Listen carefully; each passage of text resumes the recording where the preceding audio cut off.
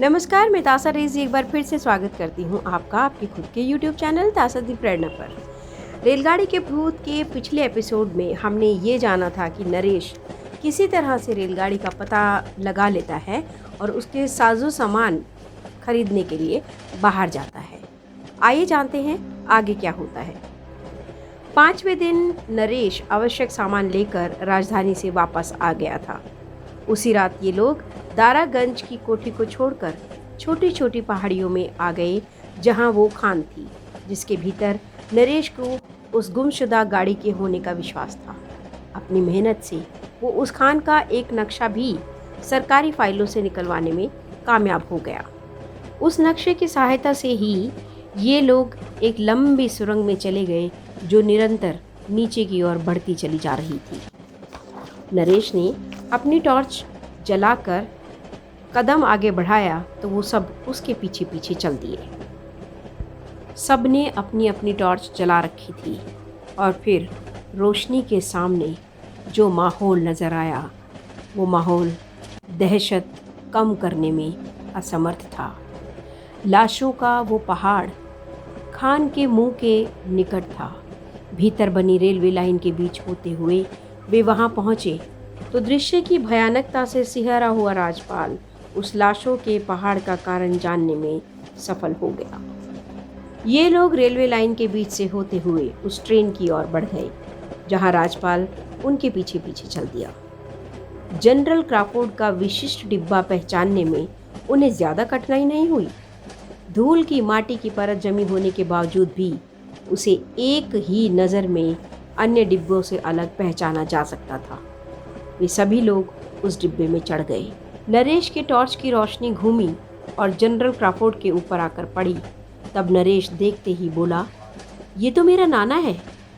वाकई जीवट का आदमी है। जब आसपास चारों ओर लोग तड़प तड़प कर मर रहे थे तो ये पट्टा आराम से शतरंज खेल रहा था। मगर खेल किसके साथ रहा था? ये दूसरा कौन है? राजपाल ने देखा कि जनरल क्राफोर्ड अपनी कुर्सी पर बैठा हुआ था। सामने दूसरी ओर कुर्सी पर एक अन्य व्यक्ति बैठा हुआ था। राजपाल को उसका चेहरा भी पहचाना सा लगा। फिर भी जेब से उसने तस्वीर निकाली और चेहरा मिलाया तो ये उसके दादाजी ही थे। नरेश ने भी देखा और फिर अजीब से ढंग से सिर हिलाता हुआ बोला, कमाल है, दो दुश्मन इतने दोस्ताना ढंग से शतरंज खेलते हुए मर गए। खैर छोड़ो उन्हें, पहले अपना सोना तो देख लिया जाए। नाना की सुरक्षा में सोना था तो कहीं उस दरवाजे के पीछे तो नहीं। दरवाज़ा मजबूती से बंद था। नरेश ने ताली ढूंढने की कोशिश नहीं की, बल्कि उसके आदेश पर दरवाज़ा तोड़ डाला गया। भीतर पेटियां ही पेटियां भरी हुई थी। एक पेटी के किनारे को तोड़ा गया और भीतर रखी सोने की ईंटें चमक उठी। उन्हें देखकर नरेश और उसके साथियों की आंखें लालच से चमकने लगी। तसल्ली के लिए कुछ और पेटियों के किनारे भी तोड़े गए। उन सब में सोना था।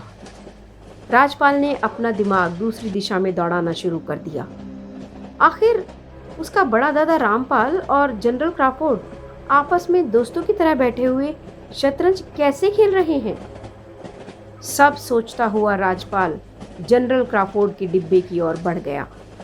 कौन पहले मरा होगा या कौन बाद में, अहमियत इस बात की नहीं थी, बल्कि इस बात की थी कि 45 साल पहले ऐसा क्या कुछ हुआ होगा जो इतने सारे लोग तड़प तड़प कर मरने के लिए मजबूर हुए होंगे। यही सब सोचते हुए उसकी नज़र मेज के एक कोने पर रखी लंबी सी कॉपी पर पड़ी और वो उसे उठाकर देखने लगा। जनरल क्राफोर्ड की डायरी थी वह। टॉर्च की रोशनी में पन्ने उलटकर देखने लगा कि शायद उसे अपने सवालों का जवाब मिल जाए। शुरू में कुछ ना मिला तो उसने डायरी के पन्ने पलटने शुरू किए और पढ़ना शुरू किया। जनरल क्राफोर्ड ने इंग्लिश में लिखा था, मैं नहीं जानता कि अपने जीते जी मौत की चूहेदानी से हम बाहर निकल पाएंगे या नहीं। हालात बद से बदतर होते चले जा रहे हैं। मैं ब्रिटिश साम्राज्य का एक निष्ठावान सेवक और रामपाल उस साम्राज्य का सबसे बड़ा शत्रु। लेकिन परिस्थितियों ने हमें कैसे विचित्र मोड़ पर लाकर खड़ा कर दिया कि चाहकर भी मैं उससे नफ़रत नहीं कर पा रहा।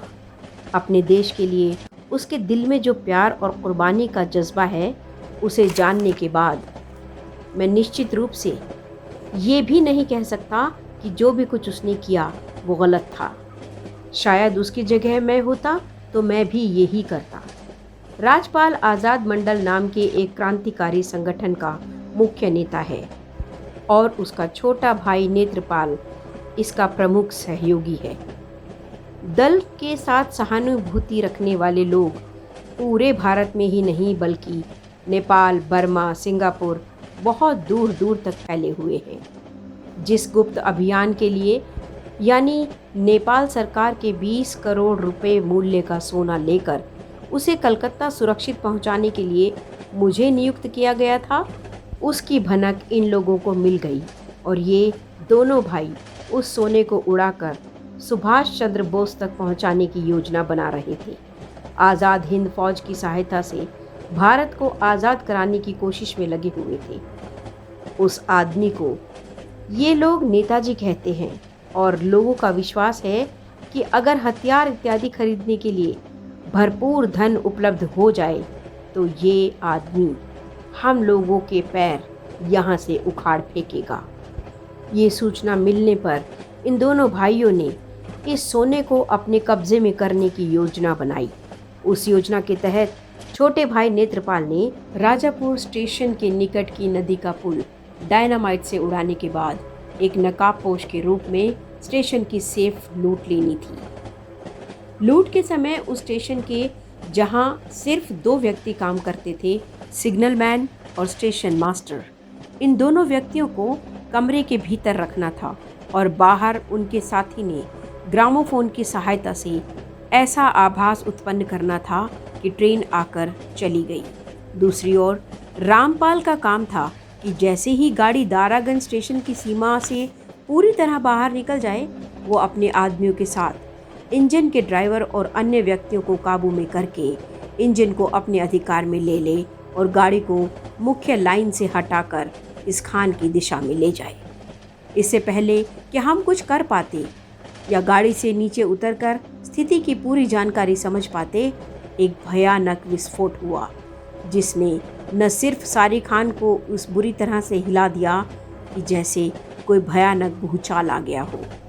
कान बहरे हो गए थे हमारे। देखते ही देखते खान के सभी भीतरी रास्ते पानी से भर गए। मैंने सोने की सुरक्षा के लिए साथ में आए हुए सैनिकों की सहायता से खान के मुख को साफ करके बाहर निकालने का रास्ता बनाने की कोशिश की, लेकिन जल्दी ही मुझे मालूम हो गया कि आवश्यक साधनों के बिना ये काम संभव नहीं है। इस मौत की चूहेदानी से बाहर निकलने की सिर्फ एक ही उम्मीद बाकी बची थी कि बाहर से समय पर सहायता पहुंच जाए और हमें बाहर निकाल लिया जाए। मुझे सहायता पहुंचने की पूरी उम्मीद थी क्योंकि मैं समझता था कि रेलगाड़ी गायब हुई है जिसमें 20 करोड़ की लागत का सोना था।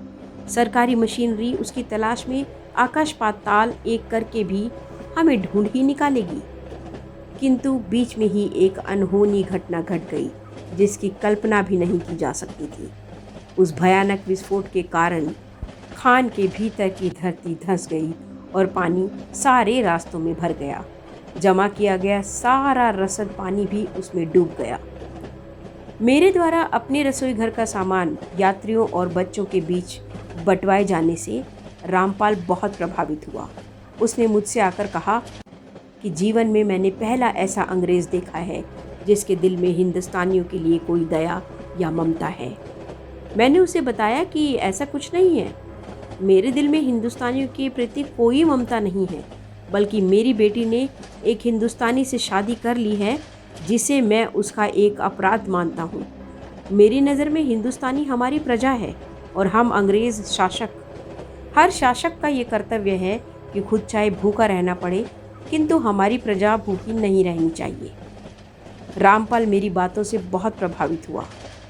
मैं इतना जानता हूँ कि इस आदमी ने जो भी कुछ किया उसमें इसकी अपराध वृत्ति और निजी लाभ की कोई आकांक्षा ही नहीं थी। ये सब तो उसने देशभक्ति की भावना से ओतप्रोत होकर किया था। रामपाल को अपने भाई पर पूरा विश्वास है और मुझे उसके विश्वास पर विश्वास है। केवल एक नेत्रपाल ही है जो ये जानता है कि हम लोग यहाँ फंसे हुए हैं। वो इतने सारे लोगों को यूं ही मरने नहीं देगा। यहाँ से बाहर निकालने के लिए कुछ न कुछ ज़रूर करेगा। लेकिन दिन बीतने के साथ साथ मेरा ये विश्वास भी कम होता जा रहा है। भूख और प्यास के माध्यम से मौत का शिकंजा हम पर भी कसता चला जा रहा था। उसे भुलाने के लिए मैं और रामपाल शतरंज खेलकर वक्त गुजारने की कोशिश कर रहे हैं। लेकिन कब तक शतरंज खेलते रहेंगे? कब आएगा नेत्रपाल? आज रामपाल भी मर गया। मैंने अपने सामने बैठे बैठे उसे अंतिम सांस लेते हुए देखा। न तड़पा न चीखा, बस बैठे बैठे मर गया। मैं अभी जिंदा हूँ, मगर नहीं जानता कि कब तक जिंदा रहूँगा। जब तक नेत्रपाल आएगा तब तक ये उखड़ती हुई सांस बचेगी भी या नहीं, या मैं भी रामपाल की तरह इसी तरह बैठा बैठा मर जाऊँगा। बस अब और नहीं लिखा जाता। लिखने की हिम्मत भी चूक गई है। रह गया है बस इंतज़ार। किसका? मौत का या नेत्रपाल का? देखें कौन पहले आता है, मौत या नेत्रपाल। अब इस डायरी को यहाँ से बाहर निकालने के बाद ही लिखना शुरू करूँगा। ईश्वर जानता है कि मुझे फिर लिखने का मौका मिलेगा या नहीं। राजपाल उसे पढ़ चुका था और तभी कुछ अजीब सी आवाज़ों ने उसे चौंका दिया। नरेश और उसके अन्य साथी लौट आए थे। उसने डायरी बंद करके वहीं मेज पर रख दी और डिब्बे से नीचे उतर आया। गोताखोरी की पोशाक उतारते हुए नरेश श्यामलाल से बोला, आओ मैं तुम्हें सोने के दर्शन तो करा दूं।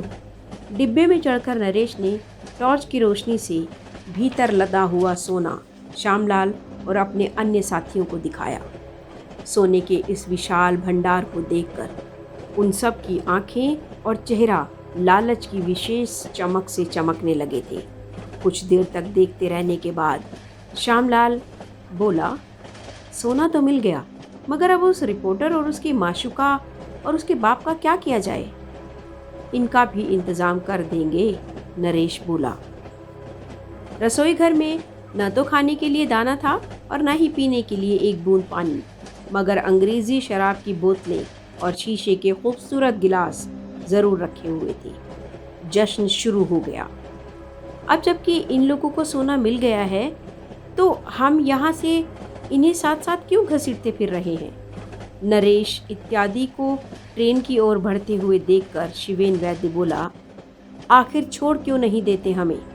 ये लोग इतनी आसानी से हमें छोड़ने वाले नहीं हैं। एक और आरक्षित सी पड़ी गोताखोरी की पोशाकों को देखता हुआ राजपाल बोला। वो सोच रहा था कि वे लोग सोने के नशे में चूर हैं। सोना देखने के चक्कर में जब गाड़ी के भीतर घुस जाएंगे, क्या इस मौके का फ़ायदा उठाकर उर्मिला और शिवेन वैद्य के साथ वहाँ से भागा जा सकता है? कितनी देर लगेगी गोताखोरी की पोशाकें पहनने में? वो सब अभी सोच ही रहा था कि नरेश के दो आदमी गोताखोरी की पोशाकों के निकट आकर खड़े हो गए। तभी एक चमत्कार सा हुआ। उसने नरेश को कहते सुना कि ये कुत्ते ऐसे नहीं मानेंगे रिपोर्टर, इनसे गोलियों की ज़बान में ही बात की जाएगी, तभी समझेंगे ये लोग। उसके साथ ही गोलियों की आवाज़ें गूंज उठीं। राजपाल ने आश्चर्य से विस्तारित नेत्रों के साथ उस अनहोनी घटना को घटते हुए देखा। उसने देखा कि नरेश और श्यामलाल अपनी अपनी पिस्तौलों से अपने ही आदमियों पर गोलियां बरसा रहे हैं।